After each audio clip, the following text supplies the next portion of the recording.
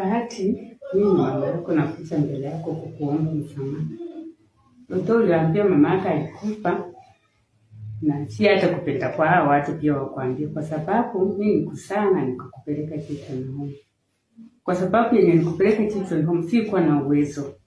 Na nikaangalia yenyewe nikienda ukaa na wewe na sina vile maisha naweza kaa, naweza nikakupoteza na nitakuwa nimepoteza labda kitu ya maana. Na mpango ya Mungu huwezi jua. Mungu alikuwa amekupangia maisha yako mazuri. Sasa unaona ungepoteza hiyo maisha hatungekupata tena. Ndipo nikakupeleka huko leo na ninakuomba msamaha. Unisamehe na ukuje unitafute. Mimi niko ready kukuomba msamaha.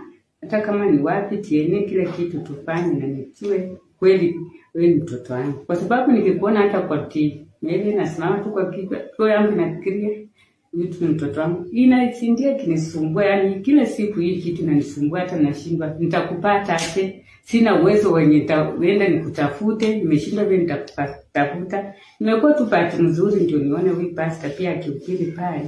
Ndio nikamtafuta Pastor Yohana, ndio nikakuja kwake kwa kanisa na akasema anisaidie.